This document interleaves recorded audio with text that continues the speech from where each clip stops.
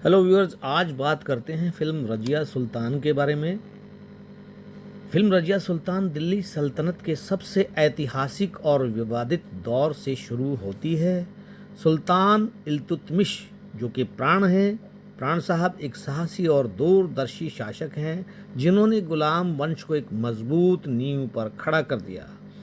उनकी सल्तनत में अमीरों और दरबारियों के बीच सत्ता की भूख और षड्यंत्र हमेशा सक्रिय रहते हैं। उनकी बेटी है जिनका नाम है रज़िया, जो कि हेमा मालिनी ने जो किरदार किया है, जो अपने भाइयों से कहीं अधिक योग्य और बुद्धिमान है। अपने पिता के फैसलों में गहरी रुचि लेती हैं।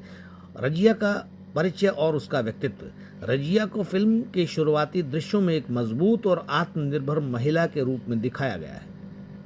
वो तलवारबाजी, घुड़सवारी और सैन्य रणनीतियों में पारंगत हैं। वो न्यायप्रिय हैं और हमेशा गरीबों और ज़रूरतमंदों की मदद करती हैं।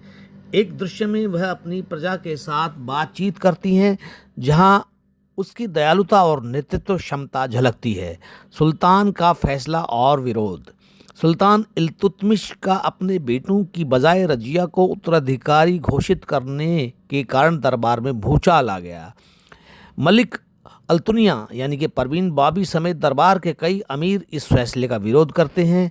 एक दृश्य में दरबार में अमीर सुल्तान को चेतावनी देते हैं कि एक महिला सुल्तान नहीं बन सकती। सुल्तान का जवाब दृढ़ होता है, मेरी बेटी रजिया मेरे बेटों से ज़्यादा योग्य है। रजिया और याकूत की कहानी। इस बीच रजिया की मुलाकात याकूत धर्मेंद्र से होती है, जो एक ईमानदार और बहादुर गुलाम है। याकूत, जो सुल्तान का विश्वास पात्र है, रजिया की सुरक्षा और मदद में हमेशा तत्पर रहता है। एक दृश्य में याकूत रजिया को घुड़सवारी में मदद करता है और उनका आपसी सम्मान गहरी दोस्ती में बदल जाता है। धीरे धीरे ये दोस्ती प्रेम में बदल जाती है, जो उस समय की सामाजिक व्यवस्था के लिए एक बड़ा झटका था। सुल्तान की मृत्यु और रजिया का संघर्ष। सुल्तान इल्तुतमिश की मृत्यु से सल्तनत में अराजकता फैल जाती है। रजिया को गद्दी पर बैठाया जाता है, लेकिन अमीर और सरदार उसे सत्ता से हटाने के लिए षड्यंत्र रचते हैं। रजिया एक कठिन दौर का सामना करती है। एक दृश्य में जनता से उसकी अपील करते उसे दिखाया जाता है कि वो शांति और न्याय के लिए काम करेगी, लेकिन लोग धीरे धीरे उसके समर्थन में आते हैं। अल्तुनिया का विद्रोह। मलिक अल्तुनिया, जो पहले रजिया का समर्थक था, अब उससे ईर्ष्या करने लगता है। अल्तुनिया और अन्य दरबारी षड्यंत्र रचते हैं कि याकूत और रजिया के संबंधों को लेकर अफवाहें फैलाई जाएं। एक दृश्य में याकूत को रजिया के साथ देखा जाता है और इसे दरबार में गलत तरीके से पेश किया जाता है। अब देखिए याकूत की मौत। याकूत को षड्यंत्र के तहत गिरफ्तार कर लिया जाता है। रजिया को गहरा आघात पहुंचता है, लेकिन वह याकूत को बचाने का प्रयास करती है। दुर्भाग्य से याकूत की हत्या कर दी जाती है, जो रजिया के लिए एक व्यक्तिगत और राजनीतिक झटका है। अंतिम युद्ध और बलिदान। रजिया अपने प्रेम और सल्तनत के लिए मलिक अल्तुनिया के खिलाफ युद्ध लड़ती है। एक दृश्य में रजिया के नेतृत्व में सेना की बहादुरी को दिखाया गया। हालांकि अल्तुनिया और उसके समर्थक षड्यंत्रों से जीत जाते हैं।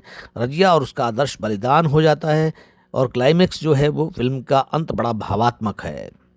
रजिया की मौत के बाद उसकी महानता और बलिदानों को लोग याद करते हैं।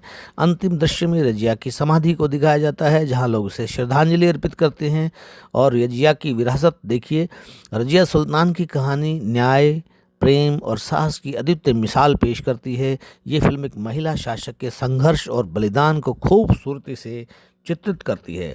तो एक धर्मजी और हेमा जी की एक बहुत ही बड़ी शानदार मूवी है, जिसे उस समय के दौरान दर्शकों ने ज़्यादा पसंद तो नहीं किया, लेकिन मूवी जो थी वो बड़ी ही हृदय स्पर्शी एक ये मूवी रही है, जिसमें रजिया सुल्तान, जो कि एक इल्तुतमिश की बेटी है, और किस प्रकार से याकूत नाम के एक गुलाम से प्रेम करती हैं, और गुलाम भी वफादार है इल्तुतमिश का। इसलिए जो है ये रजिया को वो हर तरह से बचाने की कोशिश करता है, लेकिन याकूत को भी मार दिया जाता है और आखिरकार रजिया की भी हत्या कर दी जाती है, क्योंकि एक पुरुष प्रधान समाज रजिया को नहीं देखना चाहता कि वो अगली सुल्ताना बने, इसलिए उसकी हत्या कर दी जाती है। तो आपने इस फिल्म को देखें और एंजॉय करें। मैंने शॉर्ट में तो आपको ये फिल्म पूरी बता ही दी है दोस्तों।